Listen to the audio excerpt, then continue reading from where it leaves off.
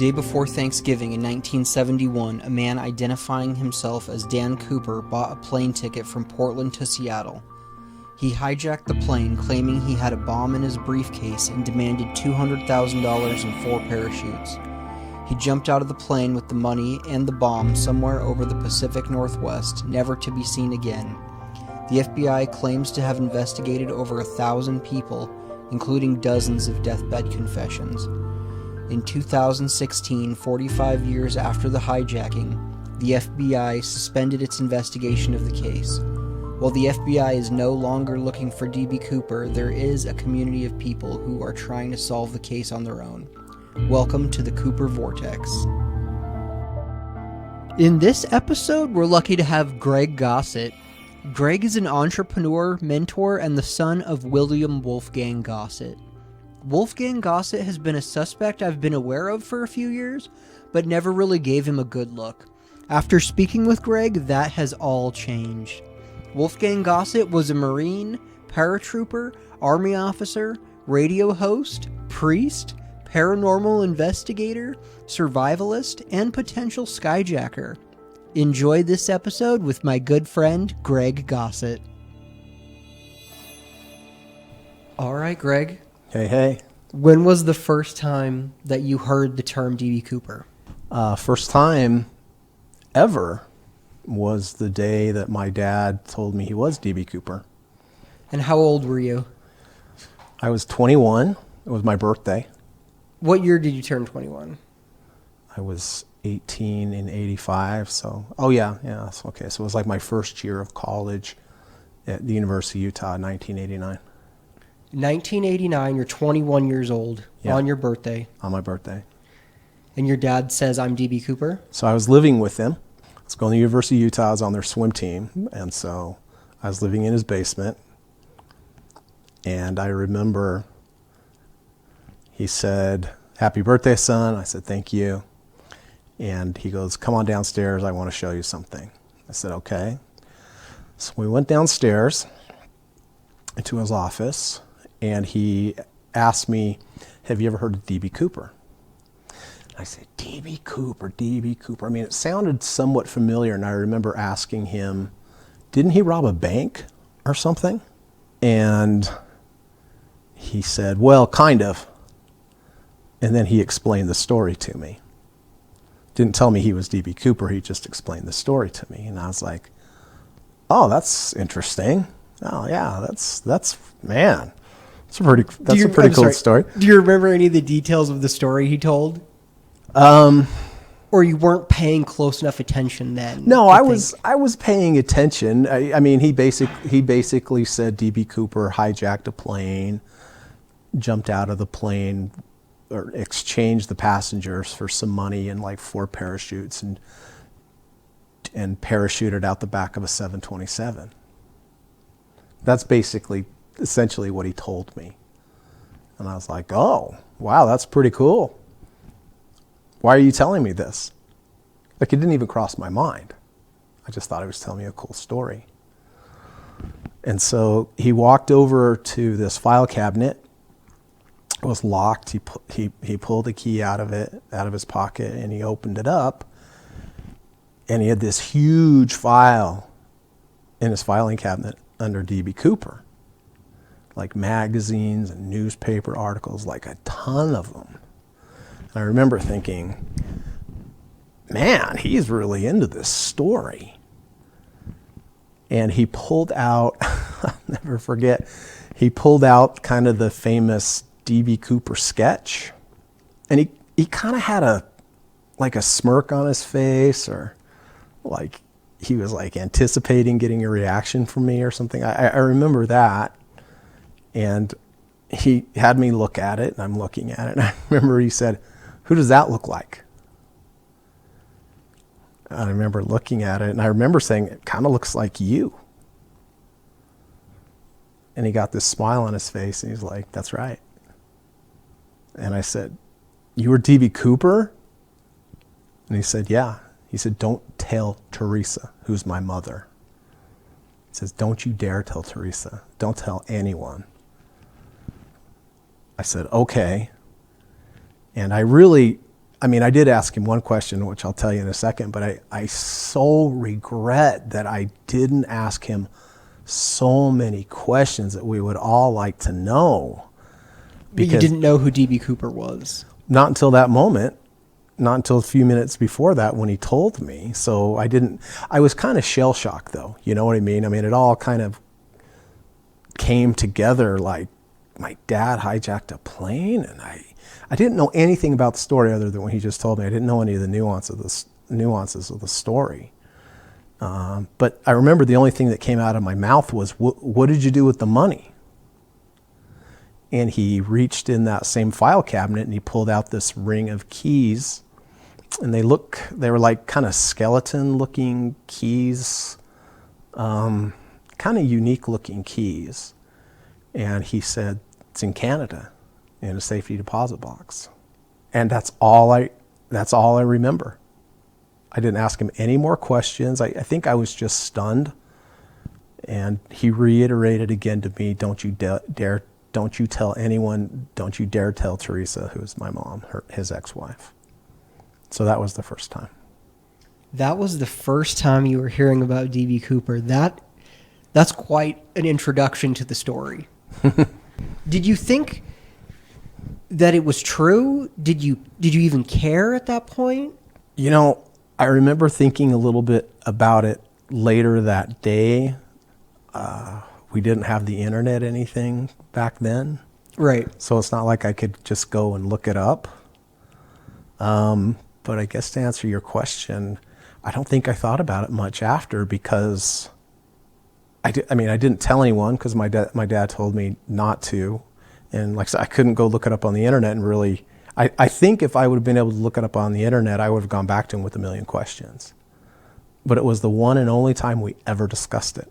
Like after that, we never discussed it. And I guess I didn't think much of, it didn't even cross my mind till 20 something years later, the night that I heard him talking about it on Coast to Coast. All right, let's go to the next time you heard about D.B. Cooper then. So it was Thanksgiving Eve, 2009 or something like that. I think it was 2009. And I was at my girlfriend's place, and I went downstairs to go into my truck. And while I was in the truck, the radio was on, and it was on to Coast, because I like listening to Coast to Coast. It was on that station. And I heard them say something about, I was going there in my truck to grab some cigarettes back when I used to smoke. And the radio was on, so when I turned on the key, I heard something coming out of the speaker about hijacking, parachutes, money. And my mind went back to the D.B. Cooper story. They didn't say D.B. Cooper, but I remember I sat in the truck for a minute to see if I could see where this conversation was going. The host was Ian Pundit. I remember he was a guest host, and he was interviewing a guy named Galen Cook. And so anyway, then the word D.B. Cooper came out. And I remember thinking, so I sat in the truck for a long time, and I was listening to them tell the story. It was the 35th anniversary or 38th anniversary, because it was Thanksgiving Eve night. So that's why they had Galen on as a guest. And so I sat there forever, listened to the whole show. I remember my girlfriend coming down and said, "What are you taking? What's taking you so long?" I said, "I'm listening to this thing." And she said, "What's it about?" I said, "It's about D.B. Cooper." She goes, "Oh, I know who D.B. Cooper is." She goes, "Why are you so interested?" I said, "Well, I'll tell you later," because I hadn't told her. And so I listened to the show. It's freezing cold. And then at the end of the show, the host, Ian Pundit, said something to the effect, or maybe it was Galen, I'm not sure. They said, maybe someone out there listening really knows who D.B. Cooper is, or who he was, or what the story was. And I remember thinking to myself, or maybe even telling my girlfriend, I can't remember now, thinking, I think I do. based upon what my dad had told me all those years before when I was 21. And so I remember I wrote down Galen's name, and I thought, I'd like to get to the bottom of this. I'd like to see whether or not my dad really was D.B. Cooper like he told me. And but before I tried to contact Galen, I contacted my brothers because I didn't know if they knew or not. Was that was your first call? I got to call my brothers? Yeah. Before I contacted Galen, and I contacted my brothers. It was kind of a weird conversation because I said, "Hey, did Dad ever tell you anything about a hijacking?" And they're like, "Yes." "He told you?" I thought I was the only one that knew. I said, "Yeah, he told me when I was 21. And I had this conversation with both brothers, and both brothers went, "Yeah, but I wasn't supposed to tell anyone." I said, "I know, he told me not to tell anyone either." And I told him, I said, "Listen, I listened to this show, and there's this D.B. Cooper investigator that sounds like he knows what he's doing." And I said, "He's gone. He's dead. It doesn't matter now. I mean, what would you think if I contacted him?" And they said, "Yeah, sure."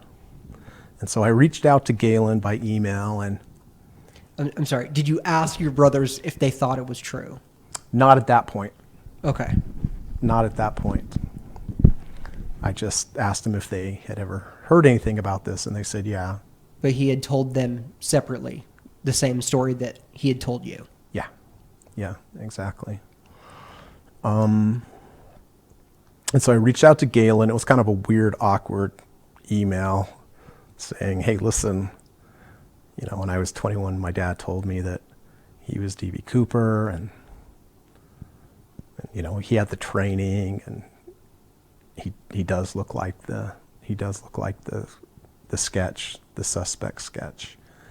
And at first Galen was like, "Okay, yeah, I get like 19 calls like this every day, And he asked me, he says, do you have anything else maybe that I could look at that might get me a little bit more interested?" And so I went through my pictures, and I found a picture that was like a headshot of I think it said 1970 or 1971. And I was like, "Oh, this is perfect. This is the same year that happened." So I sent that to Galen.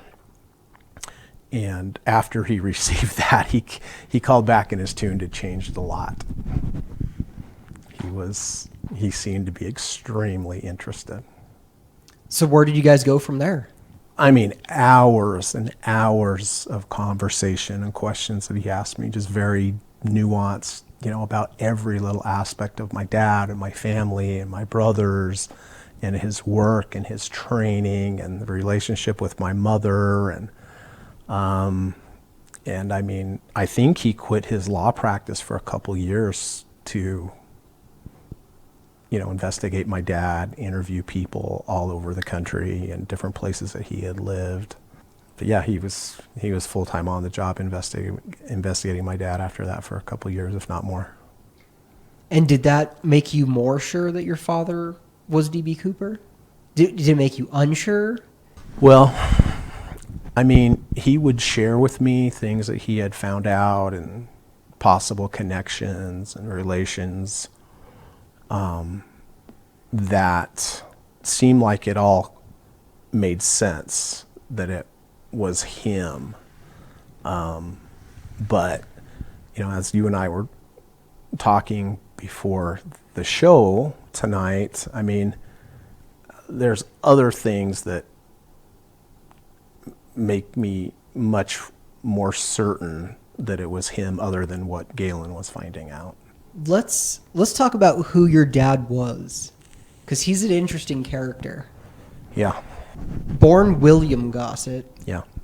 Shortly after November of 1971, he changed his name to Wolfgang. Yeah.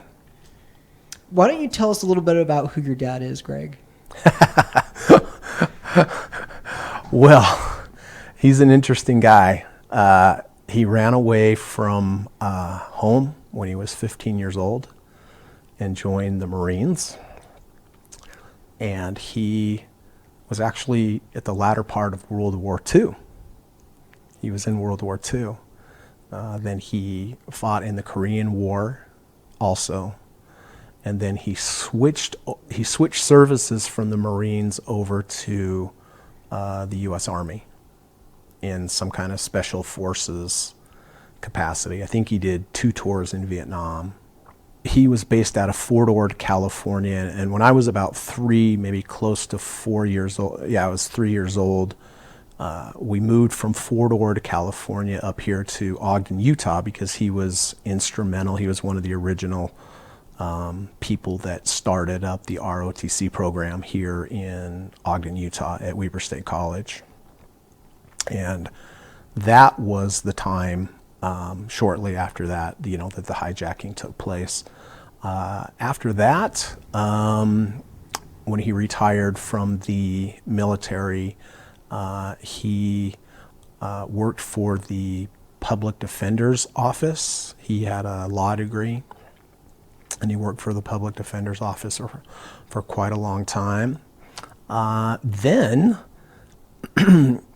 he surprised everyone and became a Catholic priest, which was quite a surprise to everyone. I used to go to his masses. He'd give mass, at the Catholic Church, and I'd go and watch him do his thing. I called him Father. I like it. It's a clever title. Father. And then he and his wife moved up to Oregon and lived there the rest of his life, and until he died. But he also was a radio host. Oh, that's right. I forgot about that. Yes, while he lived in Salt Lake City, he had a radio. He was a talk show host. He had a talk show having to do. Oh, that's right. He did a lot with the paranormal. He did ghost busting and exorcisms, and people would call in, and kind of like an early Art Bell, they talk about UFOs. Right. And yeah, Clyde Lewis said your dad was his mentor. Yeah, I forgot all about that part. I'll have to show you some when we're done. I'll have to show you some segments that are on YouTube where he's interviewed by, doing his exorcisms and things like that. Yeah, I'd love to see that. Yeah, it's fun. Yeah, I forgot all about that part. He used to teach parapsychology at Westminster College. Like he taught an actual course there. Yeah, I forgot about that part. Yeah, that's right. He taught the paranormal investigation course. Yeah. That's wild. And a priest, performed exorcisms. Yep. I read that he was a police officer in Oakdale, California for a while. Yeah. He was. I don't remember that part, but yeah, he for a short amount of time he was a police officer. I think that was before I was born. I think. He did it all. Yeah. Police officer, Catholic priest, attorney, parapsychology, talk show host. Yeah. A pretty accomplished dude. Yeah, he was a smart guy. What do you know about his military service? Do you know anything that he did? Do you know if he had special training, survival training? Did he jump from planes? Yeah. He talked about parachuting in the Army. And like I said, it's a little murky, but I do know that he did 2 tours in Vietnam. I remember him talking about parachuting, something to do with Laos. But I don't know really the specifics of his career. It seemed kind of murky and secret, to be honest with you. I've seen pictures, of, obviously his military service. Obviously I know he was in the military. But not a lot, which was strange for him not to tell me. Yeah, he didn't tell me much about his service in Vietnam and what he did. Yeah, that makes sense. I guess not a lot of people would. Did he do any parachuting outside of the military? No, not that I'm aware of. Did he ever work for the CIA? I don't know. I don't know. All right, so let's get back to him being D.B. Cooper. Did you start to investigate the case a little bit yourself? Yeah.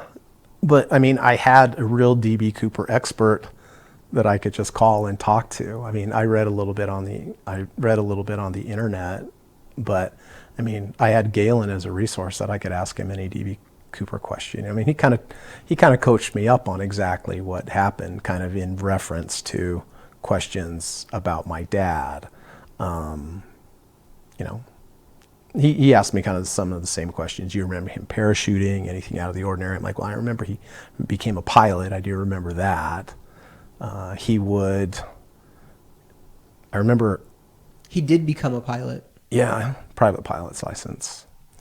I remember he would have my mom and I, well, and because my mom drove, we would drop him off in the middle of the mountains and then have to go pick him up like a week later, like 200 miles away.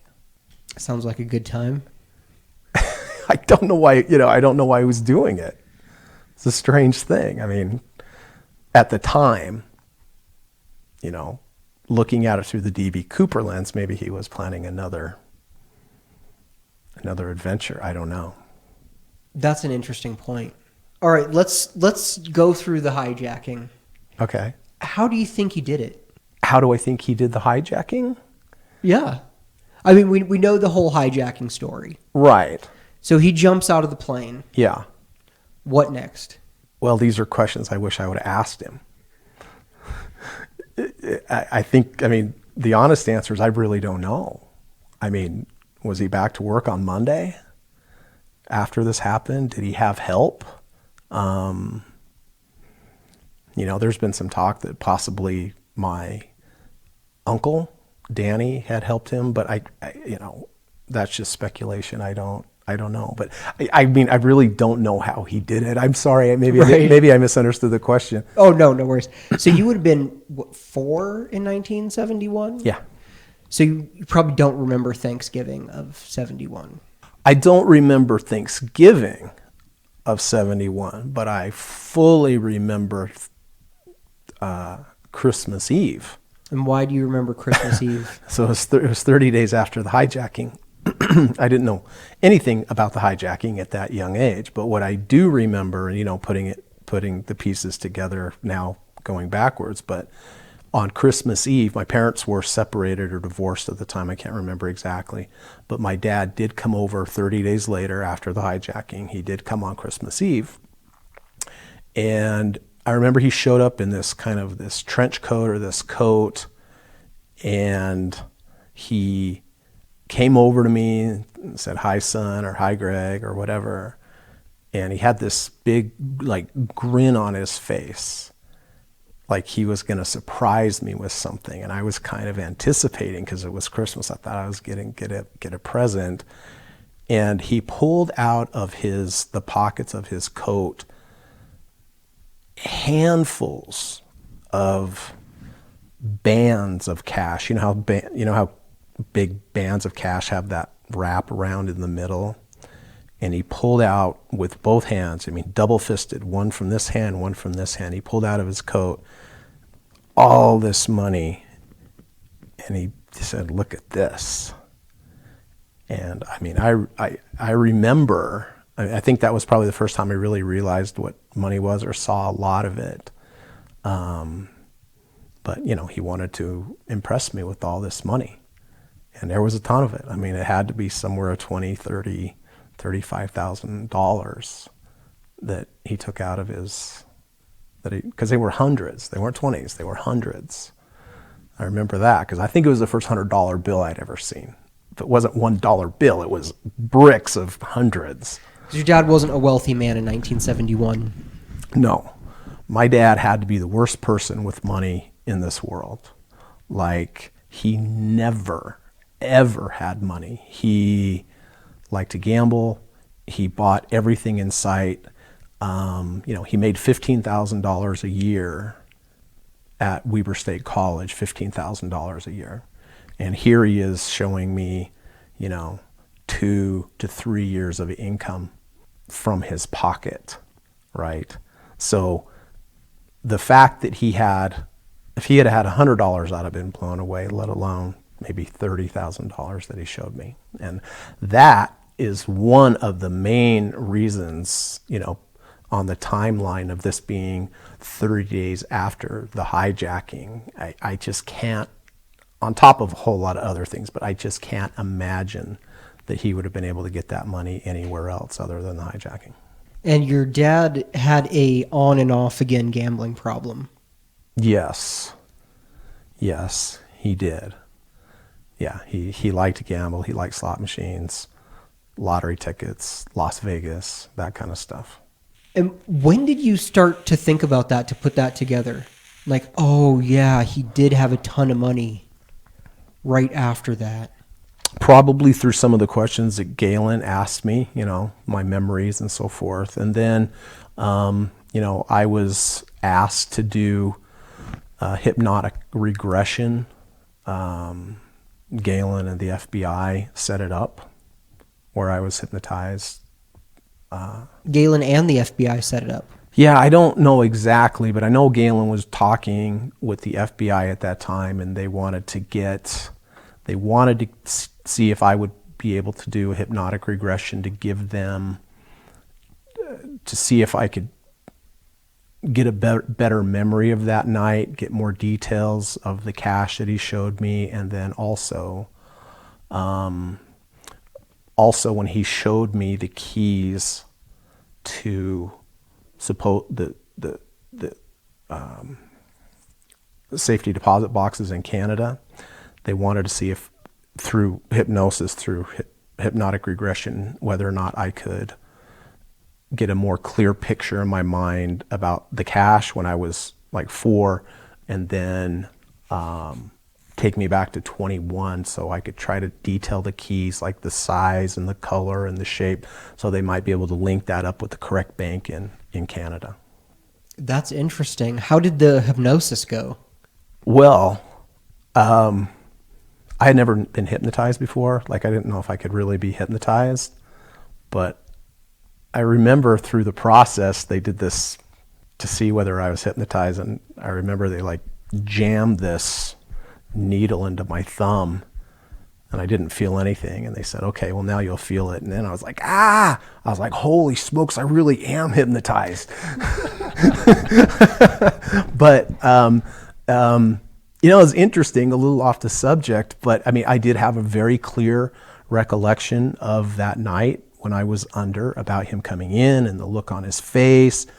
And, it made it even more clear, which made me think that my mother knew something about it, because I remember my mother saying something like, "Oh, Bill, where did you get that?" And I remember when I was being hypnotized, I remember it seemed like it was kind of false, like my mom was saying it to, like, as a knee-jerk reaction. Like, I guess what I'm saying is, I felt like she knew where that came from, but I think for my sake, she acted like, where did that come from? Do you know what I mean? Yes. Yeah. For the kids. Yeah. And then, taking me back to 21, it was very clear, how he approached me. It's amazing when you're under like that and you're really focusing on that, how everything kind of comes clear. And I remember the psychiatrist at the time said, "So Greg, if you feel any changes or you don't feel good after the session, here's my number, you can call me." And I thought, why is he giving me his number? And then I realized a few days later, I was really depressed. I was really depressed, and I didn't know where the depression was coming from. And I called him, and he goes, "Yeah, I was expecting you to call." I said, "Why? How would you know that I called?" He goes, "Well, because when you do hypnotic regression, in your mind, you're really back with your mom and your dad.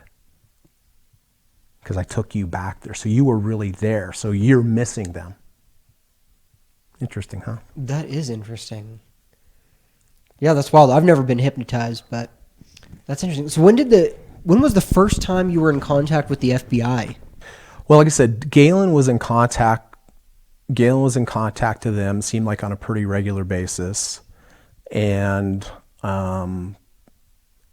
Special Agent Carr called me and wanted to interview me. I don't know if that was in conjunction with Galen because Galen was explaining to the FBI the story and some of the backstory. And so, I don't know. I mean, one day Special Agent Carr called and interviewed me, I think it was after one of the newspaper articles had come out. Maybe he read the newspaper article, maybe it was through Galen, maybe it was a combination, I can't remember. What did you think of that? Was the call just out of the blue, like, hey, this is Special Agent Carr? Mm-hmm. Yeah. I mean, I kind of knew why he was calling, because it had been in the paper and had been on a lot of news stations and everything. And, he asked me a lot of questions. But I remember I asked him a question because I knew that, from Galen and kind of researching, and I knew they had DNA from a tie clip. I knew they had fingerprints from one of the glasses and maybe some DNA from maybe a cigarette possibly. And at the time I was like, why is this so difficult? I mean, if they have my dad's DNA and they have records, they at least have fingerprints of my dad, why is this taking so long? I mean, they should be able to just match my dad's fingerprints from the military and from the clergy to the fingerprints on the glass, and that seems like it should be pretty simple, right? They match or they don't. And I remember asking him this, and I said, I don't,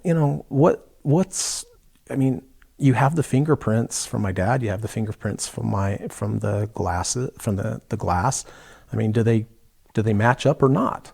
Right. I mean, pretty simple. I just straight asked, and, but his response was quite interesting. I mean, it really kind of left a bad taste in my mouth or something, because he said, well, that doesn't really mean anything, because if they match up, that just means that your dad could have possibly have flown on a previous Southwest Orient flight. Northwest Orient flight, and he could have perhaps handled that same glass. I remember just being flabbergasted, going, what? Like, they don't clean the glasses? I mean, what are the chances that he just happened to be on another flight and have just had that glass? I mean, at that point, I viewed the FBI a whole different way. I mean, I viewed the FBI as, I don't think they really want to solve this case, and why would he give me such a nonsensical answer? Is that pretty typical of all your interaction with the FBI? Was it just that one agent that you spoke with? It was just that one agent. But I remember, I think I spoke with him a couple of times. What did you think his impression of the story was? My impression was they weren't taking it very seriously, or they were not interested in really getting to the bottom of this. My impression was they liked the story as it was, where he probably died in the fall, because, the FBI, within that culture, the FBI always gets their man. And I think by him dying in the fall that they felt like they got their man, or he didn't get away with it. My impression was, I didn't think they wanted to really dig into it too deep and find out that D.B. Cooper had gotten away with it. That's my impression. That's really interesting. Is it better to leave it unsolved forever and claim that he most likely died in the jump, or to solve it, but D.B. Cooper got away with it because he passed away? Yeah, I don't think they like that scenario. I think they like the former a lot better. Because your dad passed away in 2003. Yeah. That's such a wild story. Well, I mean, we were talking earlier before the show about the Maharishi. I don't know if that would be a good time to bring this. Absolutely. So this ties into it a little bit. So the story is, this is what Galen found, that when my dad was working for the public defender's office in Ogden, I think this was 4, 5, 6 years after the hijacking, somehow the FBI had a connection to someone in that public defender's office. And at the time, the Maharishi, which is the Indian guru guy that had the big compound up in Oregon. In Antelope, Oregon. Yeah, there was that Netflix documentary, Wild Wild Country. Yeah. Yeah. And from what I understand, and Galen saw the citation that the FBI gave to my father, but somehow they wanted someone to go into kind of infiltrate into the cult, and there was a lady in there, or a girl, I guess her parents were somehow connected, to politics or at some high level, and they wanted someone to go in there and get her out, exfiltrate her out of the cult. And I don't know if my dad volunteered or if he was asked to, but my dad joined the cult somehow, befriended her, and then got her out. And then the FBI gave him a commendation, not a citation. They gave him a commendation for his work with helping the FBI. So, like we were talking before, for the FBI to be looking for D.B. Cooper, and then D.B. Cooper actually goes to work for them or volunteers and does a job for them, and then gets a commendation from them is pretty hilarious. Absolutely. He had to have been thinking while they're handing that to him, yeah, I'm D.B. Cooper, I'm D.B. Cooper. Yeah. It's funny every time I think about it. And one thing I want to touch on, your dad didn't just confess to you and to your brothers. He confessed to 2 other people. Yeah. Who else did he confess to? He confessed. I was just talking about the public defender's office. Maurice Richards was the head of that office, and he had confessed to him. He was worried about it, and so that was his boss, and he told him. And then my understanding is, in Oregon, he worked for another attorney's office up there, and he had confided to that attorney as well. So, he confided in me, my brother Kirk, my brother Stephen, Maurice Richards, and Mr. Bjornson up in Oregon. Not to Clyde Lewis. Clyde Lewis found out after the fact. That's true. Oh, and he never even told his new wife, Marilyn Smith, but he talked a lot about D.B. Cooper in the third person. Like, D.B. Cooper would have done this, or D.B. Cooper would have done this. And I think the implication was he was trying to tell her, but he didn't want to directly tell her. I think he distrusted the women in his life a little bit more. I think he trusted his son and the sons and the attorney. Is my take on it anyway. Well, he was married a couple of times. Oh, he was married, let's see, my mother, Kirk's mother, Maryland. I think he was married 3 or 4 times. And you mentioned that he said to Marilyn, I believe it was, this is where D.B. Cooper planted some money. Yeah. So Marilyn, my stepmother, she's a no-nonsense lady. She's very nice. My dad liked to tell stories and embellish certain things, and Marilyn wouldn't have any of it. Marilyn would call out my dad on everything and anything.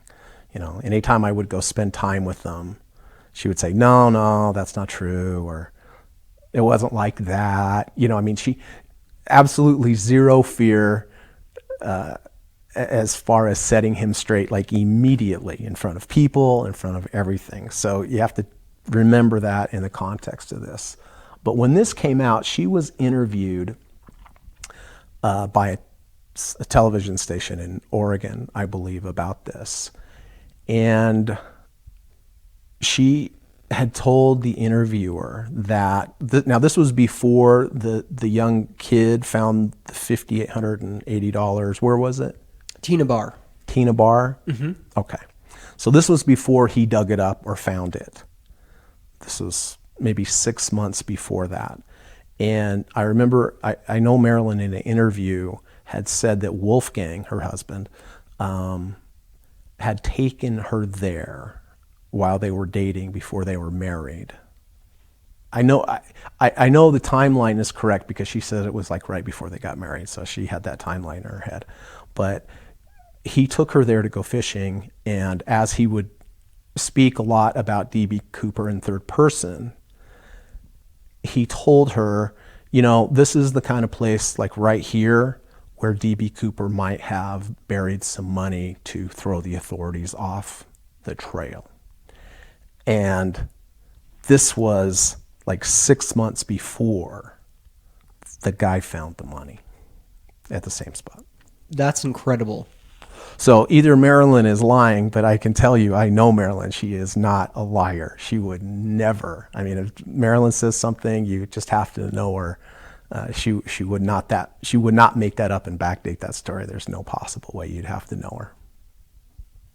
That's incredible, because no one's really sure how the money got there. Most people believe it was a plant, but if it was a plant, why and when? Why was it planted?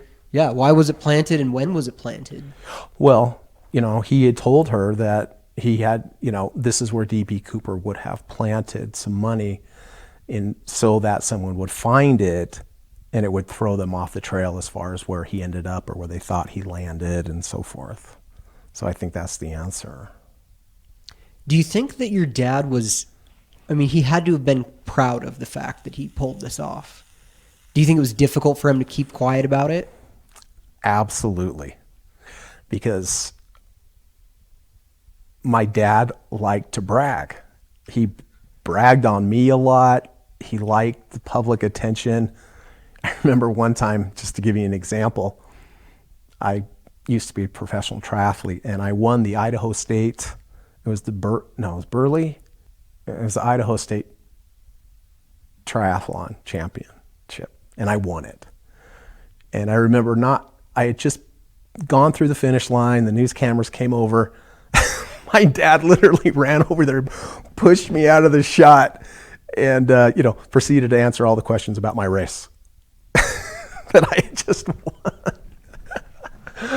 It's hilarious. I was just like, "What? You can't steal my thunder. You didn't do the race. I did the race." Right? And so he liked to be in the limelight. I mean, he had a talk show. I mean, he liked to be in the limelight. And I think that it was very difficult for him that he could not tell people about this coup that he got away with. Because like I said, he told my two brothers, he told me and the two attorneys, and as far as I know, those are the only people that he ever told. And that had to be extremely difficult for him. I'm sure he wanted to tell the whole world. Did he ever mention a motive, why he did it? That is one of the questions I would have asked him. I mean, I have heard through the years from Galen, this is a little fuzzy in my memory, two possible theories. One was something that when he was in Vietnam in the intelligence community, he was not happy with something about how the government ran. I know that. I know there was some talk about another note on the hijacking where maybe it was some kind of manifesto. Have you heard this? Yes. You have? Okay. I can't really put that into context. I do recall though, as my dad didn't have a great opinion of the government. I mean, growing up, I that did come through. So, but I'm not really sure. And then of course, I believe Galen believed a lot of it had to do with because my dad had such a difficult time with money. It's one of the reasons my parents separated. And,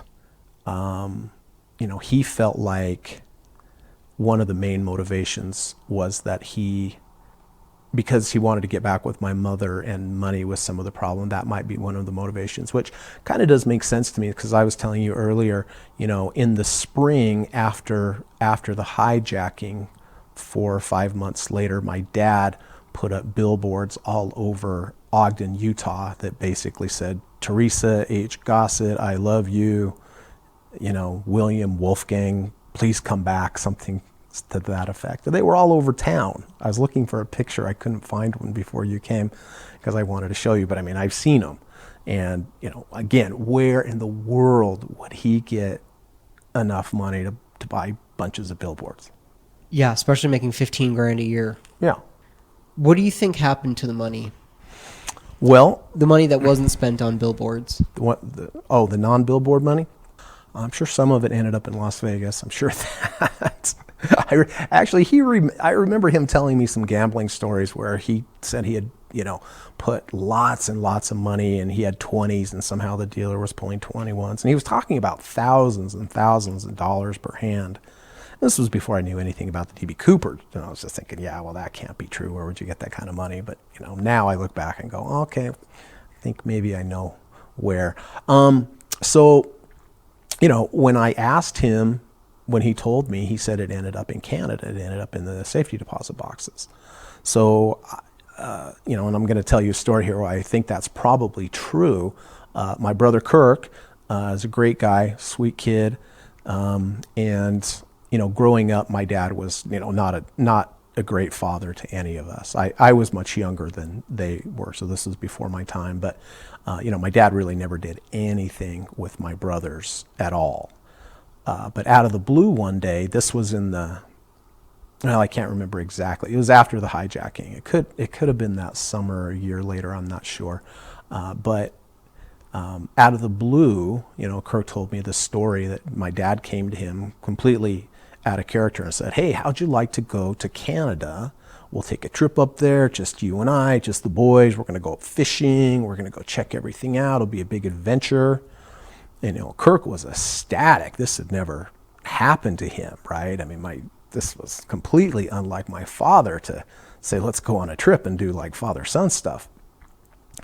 And so, he told all his friends, we're going up there, we're going to, fish and chase bears, or, whatever. It was it was such a huge thing to him. When he told me the story, I could just see his eyes light up about how excited. So anyway, one summer, he and my dad, like he said, they go up to Canada. And Kirk told me it was a very strange route. Like, they didn't just take a plane, they took a bus, and then they took a train, and this weird circuitous route up to Canada. They went up to Canada. My dad had this big black bag full of something. He didn't know what it was, but my dad was very, watchful of that bag, like at all times, like on high alert. And, the idea was they were going to go up for 10 days or 2 weeks, and he was all excited about this stuff. And he actually has a video. He brought my brother's a photographer, and he took a video camera, and there's video footage of this trip, which we're going to look for later. So anyway, he's excited. He's excited for a big adventure with my father up in Canada. And once they get there, they check into their motel, and my dad says to Kirk, "Okay, I'm going to be back. I have to go do something. I'll be back in a couple hours. You stay here. Don't leave." He said, "Okay." And so my dad leaves for a couple hours, comes back. As soon as he gets back, he says, "Okay, son, get your stuff. We're going home." And Kirk's like, "What are you talking about? We're going fishing and whatever." He's like, "No, things have changed." Which was devastating to my brother. I could just imagine, because I ran into some of that as a kid with my dad as well. And, the black bag was gone. And they didn't even stay overnight.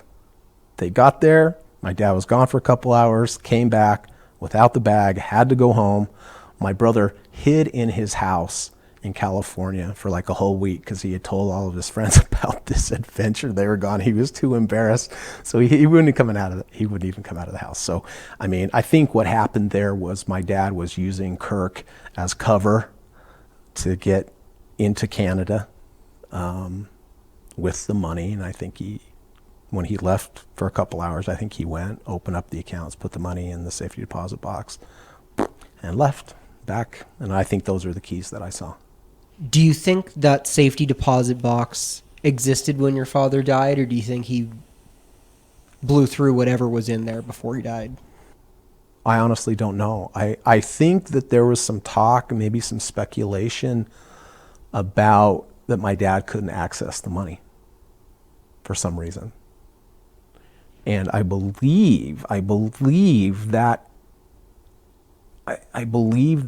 is one of the reasons that he may have contacted the attorney Bjornsson up there and befriended him because I had heard some stories maybe that they went up there to try to get it, something like that. But I don't know the exact details because I haven't talked to him about it. So it may still be sitting there. And I remember speaking with Galen. I think Galen believed it was still there. And, they were talking about, well, if they did recover it, would it be Canada's money or would it be the United States money? Would there be some kind of legal issue? And who would get the money, and that money would be worth a huge amount of money just because of the collectible value, that it's D.B. Cooper money. Oh, yeah. I mean, the shredded, torn up bills sold for quite a bit. Did they? Oh, yeah. One thing I found interesting, that it was one of those moments, like there's been a couple moments where I had like chills go up the back of my spine. And the first moment was when I was looking for the picture for Galen Cook. And I found it, and it said 1970 on there, 1971. And I remember at that time, I went, okay, this is good. And I remember I went to the internet and pulled up the FBI sketch, because I hadn't seen it since my dad showed it to me way back when I was 21. And I remember pulling it up and looking and going, oh man, that is close, like the ears and the hairline and all that kind of stuff. And I remember I really got chills there.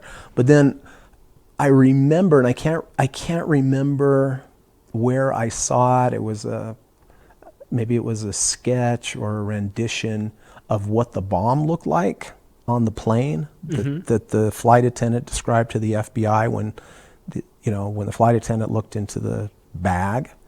And, it was one of those 9-volt batteries, which is kind of those big brick-looking batteries, square bricks that have the little... one of the lantern batteries. Yeah, like a lantern battery. Has the little wire springs on the top. Mm-hmm.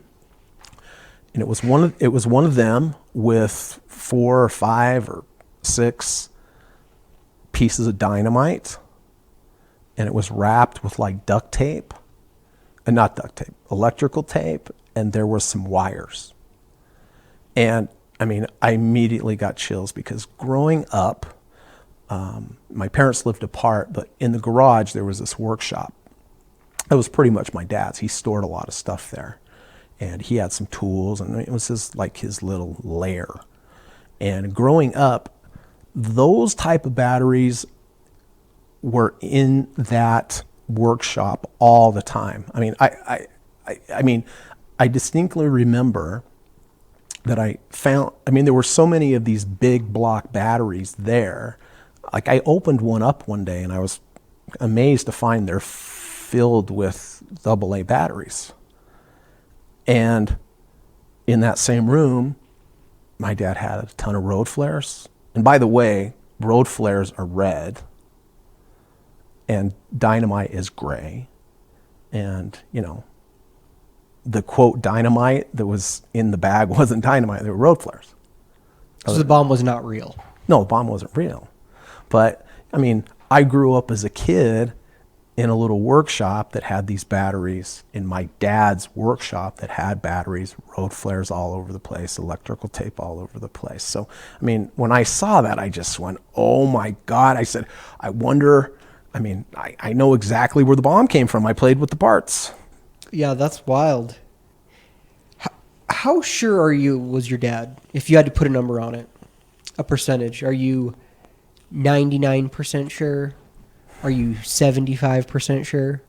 Well, I would hate to think that he lied to me, right? But that's subjective. He may have. But I think if I really have to be really objective about it and really look at it super, super hard, I'm quite sure it was him for 2 reasons, 3 reasons. But the one that I cannot dismiss, the one that I can't rationalize away, is that 30 days after the hijacking, he shows up with $25,000 to $35,000 worth of cash.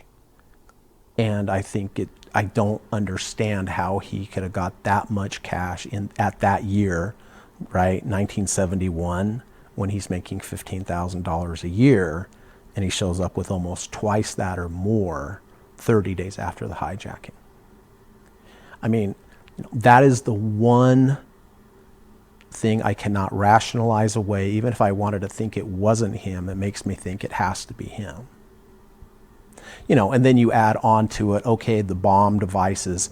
Okay, does that make me 100% sure? No, but it just reinforces the money part where he showed me the money. Right. And then you add on top of that, Marilyn telling the story that he told her this is where D.B. Cooper would bury the money before it was found. I mean, that's, how do you explain that away other than when she was lying? And I know she wasn't lying. She wouldn't do that. Right. Did he ever tell your mom anything? No. However, she never mentioned it.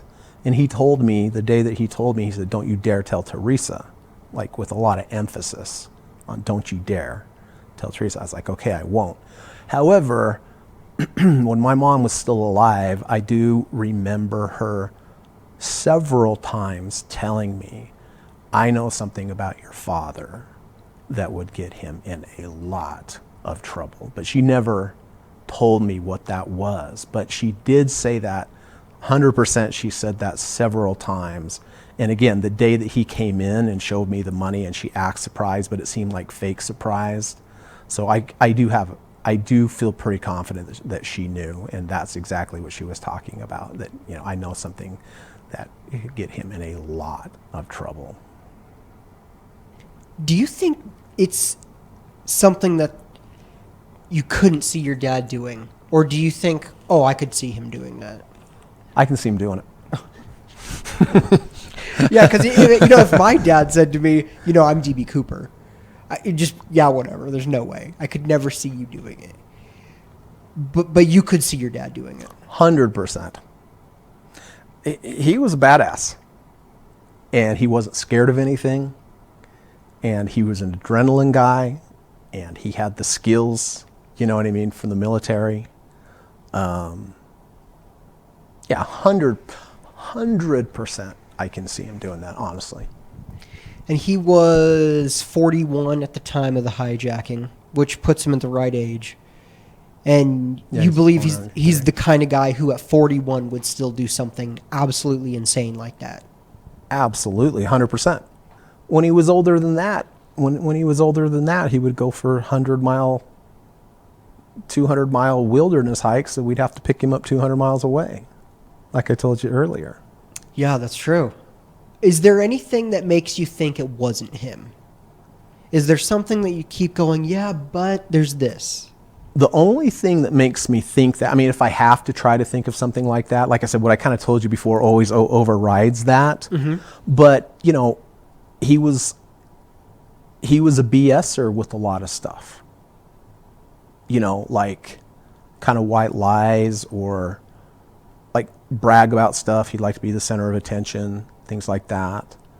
So sometimes I think, okay, like I know there's times where he's like flat out lied, but kind of more white lies to make him feel good or prop somebody up or something like that. And, so yeah, when I sit down and go, okay, try to be as objective as you can. I'm like, okay, he had this tendency. And I think anybody that knew him realized that. And you start to think, okay, well, somebody with that tendency might make up a story like this, right?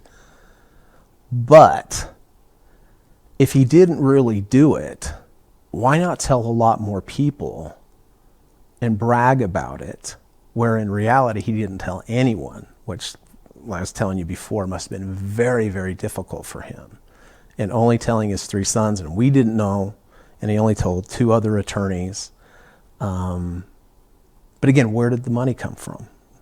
And the story from Maryland, you know what I mean? So do I think he did? Yes, I do. But, to answer your question, it would be some of his tall tales in other areas of life that might make me question that. And I honestly, if it wasn't for the money and Maryland's story and the bomb materials, I would think probably it wasn't true. But, I saw the money with my own eyes. Yeah, that's hard to dispute. Yeah. And the story with Kirk going to Canada. Why in the hell would he go to Canada for one day? When was the first time you heard that story? I believe Galen interviewed Kirk. Okay. That's an interesting way to hear it. So you and Kirk were not close. Well, it's just the age difference. We had different mothers, and he was, 20 years older than I was. Oh, okay, yeah. It would be hard for and you we guys grew to up be in different close growing up. we grew up in different families and stuff. Why do you think this story hasn't got the attention? I mean, they made a movie of it with Robert Duvall. No. Robert Duvall is in it, but D.B. Cooper is played by Treat Williams. Okay. And then, of course, there was the Pursuit of D.B. Cooper. Up the River. Without a Paddle. Without a Paddle, yeah. Without a Paddle. I mean, how many documentaries have there been about it? There've been a ton. Quite a few. But how many of them mention Wolfgang Gossett? I honestly don't know. I mean, when this came out about my dad, there was quite a bit of press here in this town. I mean, I know there was quite a bit of press up in Oregon and, a bunch of TV channels. I mean, I know that National Geographic, wanted to do a big thing on it with Galen Cook, but Galen didn't want to. Listen, Galen has a lot more things I don't know about, and he didn't want to share that with National Geographic either. So if he had been willing to, there probably would have been a full documentary on National Geographic about it. Were you aware of that? I wasn't aware of that. Oh, okay. Does that bother you that the story hasn't gotten out on the next level? Me personally, no. It doesn't. I mean, like, why would I be bothered by that? I don't know. You're in kind of a weird position where it's a crime, but I mean, your dad was such a character that if you took this out of his story, it doesn't make his story less interesting, really. No, it's still pretty interesting. Yeah, 100%. But having that in his story, I don't know. I guess the only reason that I'd like to see it maybe get more attention is, one, just for closure of the case. And then I think posthumously, maybe my dad would get his due. You know what I mean? Because he never got it while he was alive because he couldn't really tell anyone. And just knowing his personality, I'm sure he would, in death, he would be happy wherever he is to go, oh, finally, it's out. I finally got my due. Well, he did confess to those other two lawyers. Yeah. The one in Oregon, Jim Bjornson, how come you haven't talked to him about the confession? He sent me a letter that I didn't respond to. I think Galen Cook at the time advised me not to. Yeah, okay. That's what it was.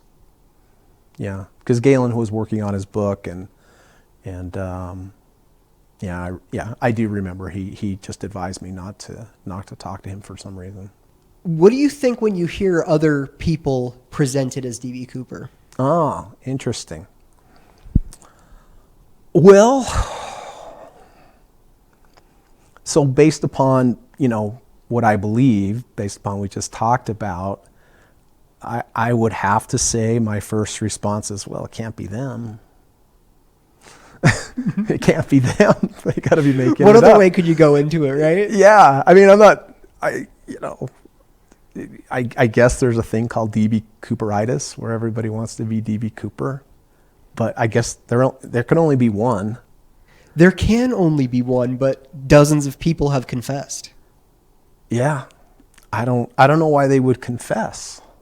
Maybe after they died. I don't know why they'd confess either. Several of them did so on their deathbed. Oh, which reminds me, my other brother, Stephen. My brother, Stephen, had been estranged from my father for a long time. And then when my dad was getting close to dying, he was in the hospital up in Washington, at the military hospital in Washington. And my brother heard, and my brother, Stephen, did go and, say his goodbyes. And my dad was literally on his deathbed, and my dad did confess to him, okay, I wanted to let you know before I go that I was D.B. Cooper. And how much time did they spend together? Hours? Yeah. So, I mean, look, somebody did it. Was it Wolfgang? I mean, based upon what I just told you, I just don't know how it could be any other way, unless he robbed another bank and got the money and brought it. But the timing seems suspicious. He looks like him. You know what I mean? Yeah. He had the skills to do it. He had the personalities to do it. And, you know, if Marilyn's story is true, which it's got to be, I would bet everything I have that she would not lie about this. You know, how could someone take you to an area and say, this is probably where D.B. Cooper would buried some money, and then 6 months or 9 months later, them finding D.B. Cooper money? I mean, it either has to be true or is a blatant lie. I mean, it can't be one of the two. It can't be any different than that. It has to be one or the other with her. You should interview her. Yeah, I'd like to. Do you think she'd do it? I think so. I mean, she told that in an interview. But I know he always spoke about D.B. Cooper in third person to her. Like I think he wanted her to know, but he didn't want to actually say I was. Do you remember your dad being able to read and or speak French? Oh, that's interesting. Yeah. He was able to do that. Yeah. And was stationed in France for a while. Yeah. Do you know if he ever saw the Dan Cooper comic book? I don't know about that. I've never heard that. What is that? You don't know what the Dan Cooper comic book is? No. There was I'm going to mess up the details on this, but there was a comic book called Dan Cooper that was about, I believe it was a Belgian test pilot, and all these adventures he would do. And there's covers of these comic books where it's him jumping out of airplanes, or there's one where he saves a commercial airliner from a bomb and is jumping out of it. And the name they gave on the plane was Dan Cooper. Really? So, and that's the name that the hijacker used? That's the name that the hijacker used. The exact name, not D.B. Cooper. But not D.B. Cooper. Dan Cooper. Oh. D.B. Cooper was a press mistake. Right, okay. And that comic book was a French comic book? Yeah. Huh. Interesting. Well, yeah, I mean, I know he was stationed over there, and I remember he had a French flag in his apartment, and I remember that, yeah, he always spoke French. He didn't speak fluent French. He spoke I want to impress you French, you're a beautiful lady. I'm not sure how to say that in French, but I remember he would always say that to my mother. And so, yeah, he had a lot of phrases that he knew in French. But if you would have thrown something in front of him in French, he could have read it or understood the vast majority of it. That I don't know. He didn't speak fluent French. He just had a lot of sayings down. So could he have read an actual French comic book? That I don't know. I don't think so. Yeah, it's just speculation, but that's a very interesting connection that there happened to be a comic book by the name Dan Cooper. Yeah. And that's the name that he gave.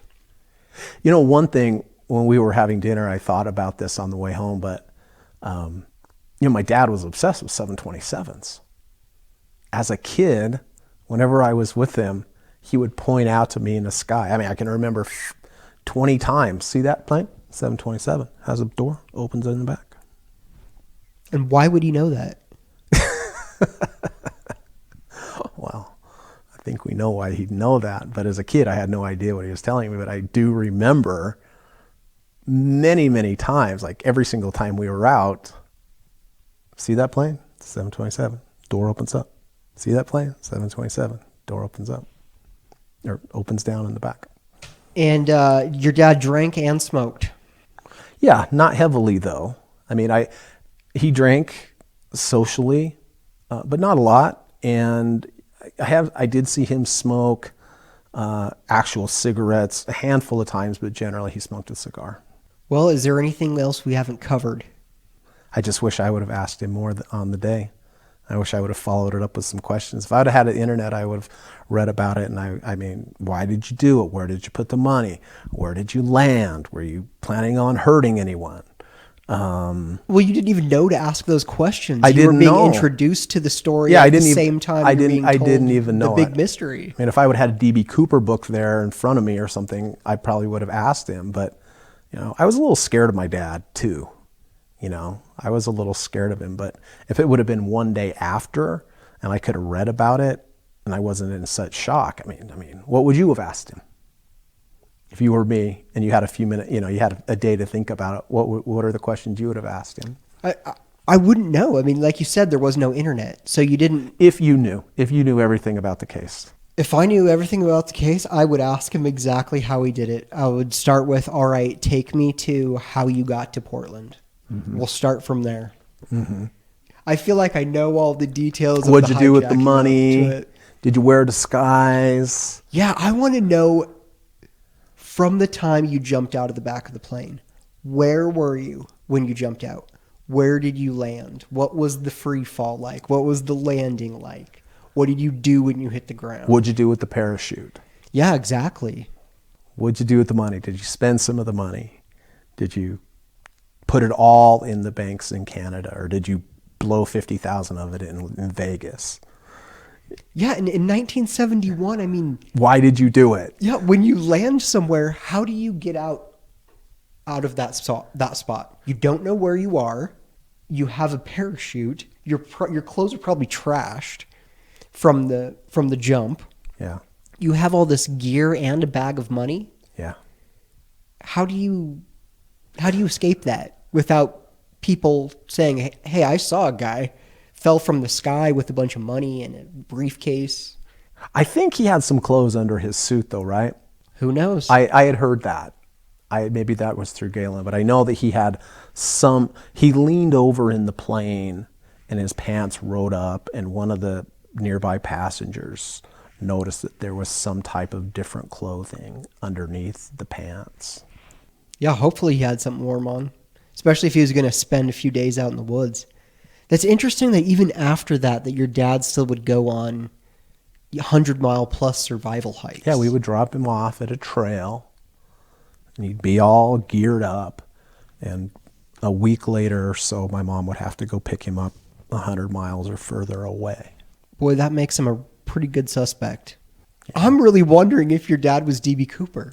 Well, I think he is, unless he somehow robbed the bank, a different bank, and showed me the money on Christmas Eve. I don't think anybody could ever talk me out of that. It's impossible for him to have that much money. It's literally impossible. And this is 30 days after the hijacking. He would have had to rob a different type of bank or something. Then you take a look at his skill set. You take a look at his, how he looks. And I'd hate to think he just lied to me about it. But even I don't think he did. I don't think he did. I don't know where he would have gotten the money 30 days later. Have you ever heard the name Richard Floyd McCoy before? Yeah. Did your dad know him at all? I had heard that. Now, was he the one that did a similar jump like that after the fact? Yep, copycat shortly after. I don't remember now exactly how, but I remember there might have been some connection between my father and him. Like they had met? Is that what you had heard? Well, I mean, if your dad's in Ogden... was he from Ogden? He was teaching at BYU, I believe, at the time. Or, no, I'm sorry. He was attending BYU at the time. Uh-huh. And then hijacked a plane, jumped out, I want to say outside Salt Lake. Okay. I want to say he went from Salt Lake to Denver. I could be mixing up different skyjackings. That sounds familiar. And then jumped out shortly after, planted the money in his suit, went and got a ride, came back, got the money. But then the FBI was on him right away. They were at his house like 2 days later. Did he get in a shootout with the FBI? Yeah, years later, he broke out of jail. Oh, okay. Drove a garbage truck through the gate of the jail. And then months after that, I believe, got into a shootout with the FBI and was killed. The FBI agent that shot him and killed him said, when I shot Richard Floyd McCoy, I shot D.B. Cooper. Oh, did they think he was D.B. Cooper also? Yeah, just that guy did. I mean, everyone put D.B. Cooper at his mid-40s. And Richard Floyd McCoy, I want to say he was like 28, 29 at the time. Well, the FBI sketch is definitely not of a 28-year-old. Yeah, and Tina Mucklow sat next to D.B. Cooper for 5 hours and lit his cigarettes. Uh-huh. And she said that he was mid-40s. And you can't tell me that a gal sits next to a dude for 5 hours and is going to be off by 20 years on his age. No way. But if they knew each other, that would be crazy, because McCoy's skyjacking was so similar, but he didn't pull it off as nicely. He just made sloppy mistakes doing it. But it sounds like he got away with it. Well, he landed on the ground. He landed on the ground. They got him right then? Yeah, they got him. I believe they knew who it was pretty much right away, and then had him a day or two later. Oh, okay. Interesting. And he had spent like $30 he asked for $500,000. Oh, he got stepped it up. And had spent like $30 when he was caught. Oh, man. Yeah, it's an interesting story. Like we were talking about earlier, I'm just glad D.B. Cooper didn't hurt anybody. You know what I mean? That would not make the story so kind of fun. Yeah, definitely. Do you think the case will be solved to everyone's satisfaction? I don't think so. Do you want the case to be solved? Yeah. Yeah. I would love the case to be solved. If my dad did it, which I think he did, but I would like him for him to get his due, that he actually did it, got away with it, didn't hurt anybody. I mean, as his son, I would like that for him. If it wasn't him, I would like to know, just for my own sake. You know what I mean? So I can quit thinking, God, I think my dad was D.B. Cooper. I think my dad was D.B. Cooper. Is he? Was he? No, yeah, but what about the money? You know what I mean? I go through this all the time. Is it something you tell people a lot, or is it something you're kind of embarrassed to bring No, up? I don't tell that many people about it. You know, if I have friends or people that I know that are like in the military or like paratroop or something like that, I'll bring it up because I think it'd be interesting for them, you know, because they're paratroopers and so forth. But I mean, I think I've told one person in the last 6 years. So you're not walking into parties like, hey guys, my dad was D.B. Cooper. No. I mean, when it came out in the paper and the press and stuff, I mean, of course, a lot of people asked me about it, but I don't know. It seems, I probably think you're crazy, right? You know, so no, it's not something I bring up on a regular basis at all. Why do you think the story got attention in the press and then disappeared? You mean since it's happened, or like your dad's story? You know, why did your dad's story come out, 2012, 2015, let's say, and then it just kind of disappeared? Well, I think it's like a lot of news stories, something comes out, people get excited about for a while, but if there's no follow through or follow up or something definitive, I think like a lot of stories, it just kind of fades away, something new comes up.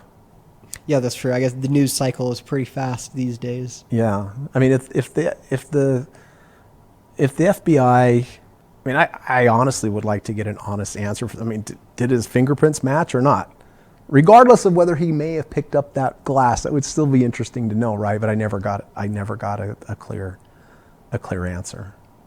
Well, you said, your dad was a ladies' man, so that you could have a lot more siblings you don't know about. Yeah. What about all these crimes that are being solved with familial DNA and through genealogy, being able to trace, okay, it's got to be related to this person on this level? Well, I think they went down that road with me. I mean, I was requested to go get a DNA swap for this exact reason. But you never heard anything back from that? But it doesn't surprise me. I didn't hear anything about the fingerprints, and they had that exact. They had his and his. It's not that hard. Did they match or not? I mean, I actually asked a direct question to the FBI agent about that, and I told you the answer that I got. It was very evasive. I mean, I think it's very clear.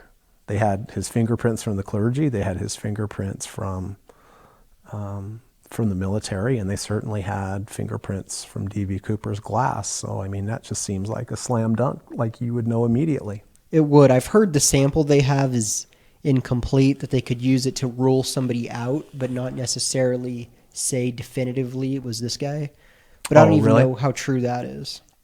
Yeah, see, he didn't tell me that. All he said was, well, that doesn't prove anything. Because he could have handled that glass on a previous flight at some point in the past. It just sounded so ridiculous to me. Yeah, that does sound ridiculous. There was, Tom Kay did a bunch of forensics on the tie. Have you heard about this at all? They found some exotic metals and rare earth minerals on the tie. No, I heard they had some DNA from maybe the neck piece. Right. It was a one-piecey tie, right? Yeah, clip-on tie. Yeah, which my dad... A JCPenney clip-on tie. Which my dad wore and chopped at JCPenney all the time, by the way. Really? Yeah. I remember when I was on Coast to Coast, I think they asked me how, what kind of dresser he was. And I mean, the clothes in that FBI sketch is totally something he would wear. And yeah, I shopped at JCPenney all the time, and he did have those clip-on ties. Do you have any idea how, titanium would have got on his tie? No. Because in 71, he was teaching law. No, he had just started the ROTC program. Oh, just started the ROTC. Okay. Mm-hmm. Wasn't he was a law professor there also? No, he had a law degree, and after he retired from the military, he went to work for the public defender's office in Ogden. Oh, okay. He taught English up at Weber State also. Okay. All right. I think we covered it all, Greg. Okay. Good. Thanks for having me on. Is there anything you want to share with the audience? Anything you're doing outside of DB Cooper? Well, if anyone has questions for you, or they want to see what you're up to anywhere? Well, I have a daily podcast on YouTube. It doesn't have anything to do with DB Cooper, but I'm a professional stock trader, and I have a channel called Gossett Trading and Mentoring Live on YouTube. And each day I trade live, and I teach people how I trade stocks, and I mentor them. And it's Monday through Friday during the last hour of the market on YouTube. So if you want to come and say hi there, you can. Perfect. And if somebody wants to get in contact with you, they can do that there? Yeah. I mean, like I said, I don't talk a lot about DB Cooper, and that channel's not for DB Cooper. It's for stock trading. But if you're interested in stock trading, I probably won't have a lot of time to talk to you about DB Cooper stuff. But if you're interested in stock trading, then please come on by. All right. Well, Greg, I really appreciate you coming on. Thanks, man. It's been fun. It was fun to kind of go back through the memories a little bit. Awesome. Thanks, Greg. Go check out Greg's YouTube page, Gossett Trading and Mentoring Live, where he does real-time stock trading and mentoring, and follow him on Twitter @Gossett Trading. You'll find links to both in the show notes. Patreon subscribers can stay tuned after the show for my thoughts on Wolfgang Gossett. Is there a suspect we haven't covered yet, or someone you think we should have on the show? Let us know. You can find us on Facebook. We are The Cooper Vortex. Instagram @The Cooper Vortex. On Twitter @DB Cooper Podcast. Or email us dbcooperpodcast@gmail.com. If you enjoyed the show, please leave us a review. Thank you to Greg Gossett for treating me to dinner and for spending his Saturday evening with me. Thank you to Russell Colbert for not being a pain in my neck, even when he has pain in his neck. I'm Darren Schaefer, and thank you for listening to the Cooper Vortex.